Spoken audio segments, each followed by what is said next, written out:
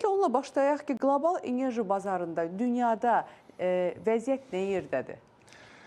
Qlobal enerji bazarında dünyada vəziyyət yaxşı deyil. Deyil.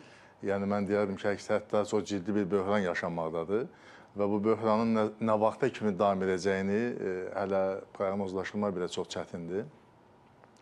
Xüsusilə Birləşmiş Ştatlarla İran müharibəsi fonunda Hörmüz boğazının da bağlanması və Hörmüzdə yaşanan hadisələr fonunda mən bu fikri söyləyirəm. Və Rusiya-Ukrayna müharibəsi də birbaşa enerji bazarına təsir göstərən amilə çevrilib. Və ən az 2 müharibə artıq enerji bazarında çox ciddi böhranı şərtləndirib. Və nəzərə alsaq ki, Hörmüz ilə də dünya enerji daşımalarının 20%-i həyata keçirilir. Yəni bu sutkada 21 milyon barel neft deməkdir. Və sutkada da hasil olunan neft təxminən 100-102 milyon bareldir istehlak olunan.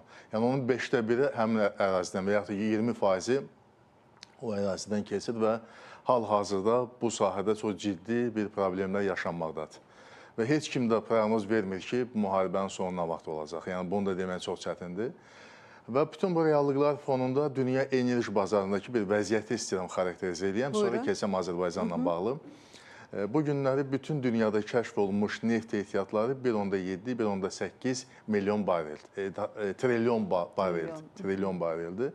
Amma qaz ehtiyatları isə bu 200 trilyon deməli kubmetrdən çoxdur. 200 trilyon kubmetrdən çoxdur. Və onun da ən çoxu Rusiyadadır qaz, 47 trilyon kubmetr təsdiqlənmiş. Məsələn, ikinci yerdə İranda 34 kubmetrdir, deməli trilyon kubmetrdir. Sonra tutaq Küveyt gəlir 24-dür. Birləşmiş Ştatların özü 19 trilyon kubmetr qaz ehtiyatları var. Nə gözəl ki, bütün göstəriciləri nə qədər əzbər bilirsiniz bunları. Yəni, ümumi mənzərəni göstərmək üçün. Amma neft bazarına keçsə, dünyada birinci yerdə Venezueladır.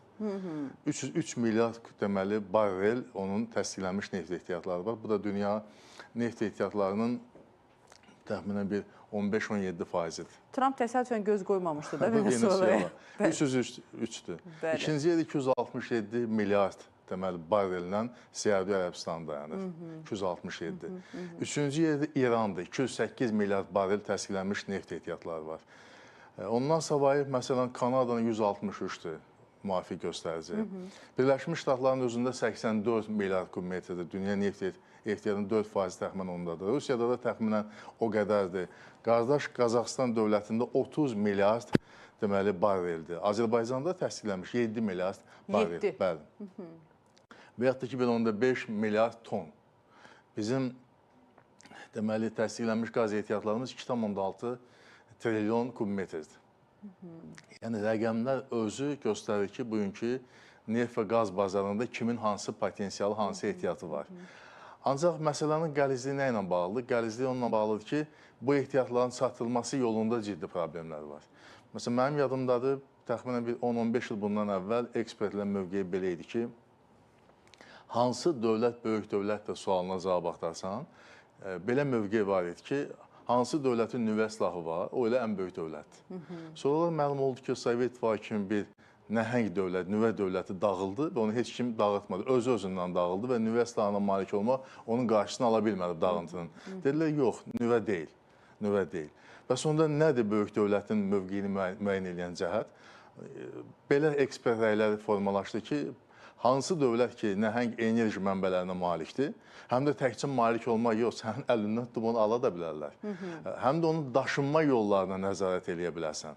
Və elə bir siyasət həyata keçirəsən ki, bu siyasətin sayəsində ölkənin milli təhlükəsizliyinə ciddi töhfə verəsən.